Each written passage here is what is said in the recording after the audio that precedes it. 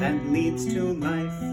The few that find it never die. Past mountain peaks, graced white with snow, the way goes brighter as it goes. There is a road inside of you, inside of me there is one too. No stumbling pilgrim in the dark, the road to Zion's in your heart. The road to Zion's in your heart.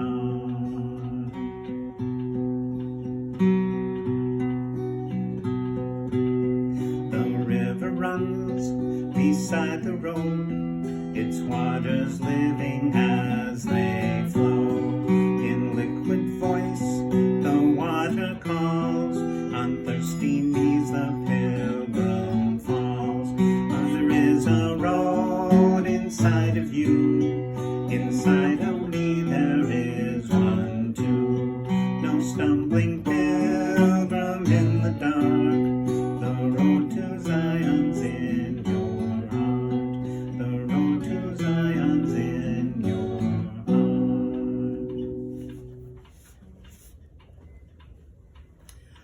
Hi, this is Pastor Mark Winkler from Emmaus Lutheran Church in Orange City, Florida, and it's Wednesday during our Lenten season.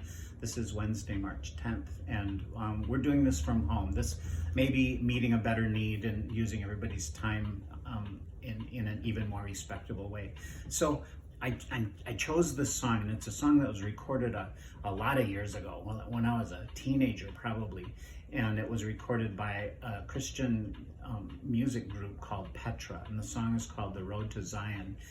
And the reason why I sang it here is because last Friday on March 5th, I quoted this song in my email blast to the congregation. And what I did was I pulled out one line of the fourth verse, which you haven't heard yet, but the line goes like this: sometimes it's good to look back down. We've come so far, we've gained such ground.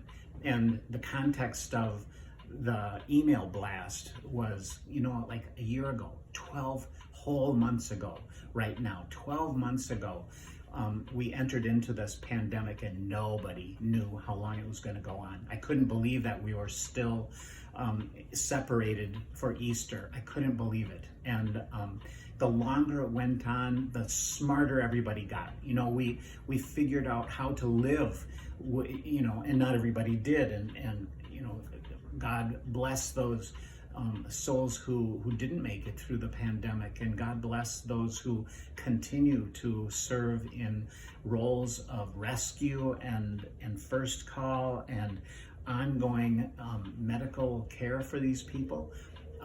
But Carol and I, when a year ago,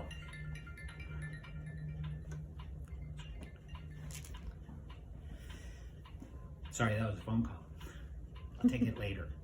So Carol and I, we went out a couple of times at the very beginning, and it was like a ghost state out there. Hardly anybody was out there. But now, we've gotten used to it. We know our areas where we're comfortable. We know where we're not comfortable. We stay away from the places where we're not comfortable, and we move freely in those areas where we are comfortable. We're trying to open up the church for singing by Easter. And so I think that we have come far, and we've gained a lot of ground. People are getting vaccines, and there's antidotes being developed even as we speak.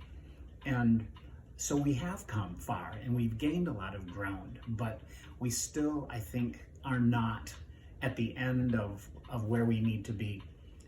It just reminds me too, though, the scriptures are like a journey. The whole Bible, it's a journey through the history and the lives of these chosen people of God, the Hebrew people, the Jews, the Israelites, all the same. Jews, Hebrews, Israelites, all the same.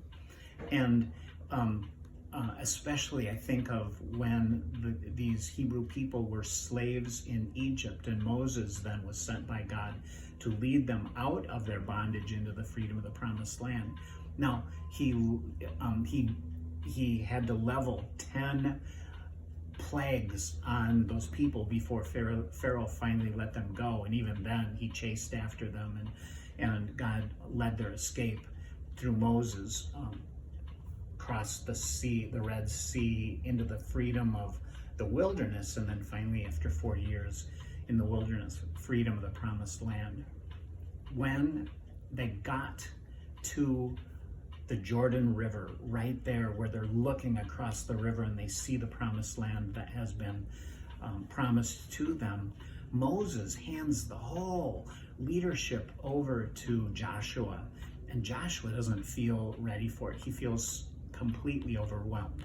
So the first 5 books of the Bible we call the Pentateuch: Genesis, Exodus, Leviticus, Numbers, Deuteronomy. And then the very next book is Joshua. And we get to Joshua chapter 1, verse 9, and Joshua feeling overwhelmed by the journey that's in front of him. And he is told, I brought it out here so that I didn't do this. Be strong and courageous. Do not be frightened or dismayed, for the Lord your God is with you wherever you go. He was beginning a journey, and it was a journey that had already been going on for 40 years, but it was a journey that was going to be continued. We've come so far, we've gained such ground, and yet as he looked to the freedom of that promised land, he was filled with fear of the unknown. Be strong and courageous. Do not be afraid or dismayed, for the Lord your God is with you wherever you go. And here we are, still a year into this pandemic, and we still have fears about where we are and where we're headed and how safe we are when we go places. But I say to you, in the same way that Joshua was told, be strong and courageous. Do not be afraid. Do not be dismayed, for the Lord your God is with you wherever you go. We've come so far. We've gained such ground. And yet the promise of God's presence, the promise of God's blessing is with us always, even unto the close of the age. And we don't have to be afraid of the unknowns in front of us. So then I wanted to bring up something else too, and that is that last Sunday when we had the scripture reading from John chapter 2, and Jesus came into the temple, and he was there for the Passover meal, which was, the Passover is a celebration of God's delivering the people from their bondage in Egypt into the freedom of the promised land. First of all, the wilderness wanderings, but every year the Hebrew people, those Jewish people, celebrate the Passover, and that's why Jesus was in Jerusalem. And he got mad when he saw the money changers in the temple, and he started to chase people out, and he overturned the money changers' tables, and money scattered everywhere. And the religious authorities already didn't like Jesus. And they said, show us a sign that you can do what you just did. Show us a sign that you have the authority to do this. And Jesus, he says to them, tear down this temple and I'll tell you what, I'll rebuild it in 3 days. They were thinking that he meant the temple building, but he was really talking about himself. That's what we're told in John 2:21. It says there that he was talking about the temple of his body. Now we have Jesus where people are worshiping, not a place, not a temple, not a synagogue, not a church, not a building, but the church is the people. The church is Jesus. And everywhere we are and anywhere we are, we can worship Jesus wherever we go. And that's part of that journey too. We've come so far, we've gained such ground.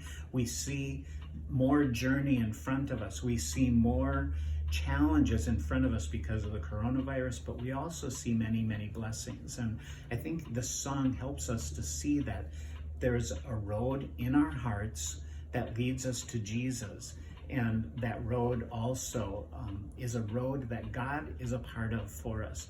So like Joshua was told, be strong, be courageous, don't be afraid, don't be dismayed, for the Lord your God is with you wherever you go. Find yourself today on that Lenten journey, realizing how far we've come, how much ground we've gained, and how many blessings God has given us along the way. want to share with you the last two verses of the song, and then you'll also hear the words that I quoted for that.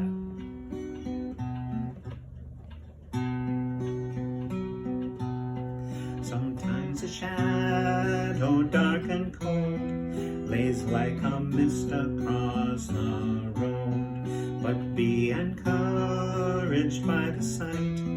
Where there's a shadow, there's a light. There is a road inside of you, inside of me there is one too. No stumbling pilgrim in the dark, the road to Zion's in your heart. The road to Zion's in your heart. Sometimes it's good to look back down. We've come so far, we've gained such ground. But joy is not in where we've been. Joy is who's waiting at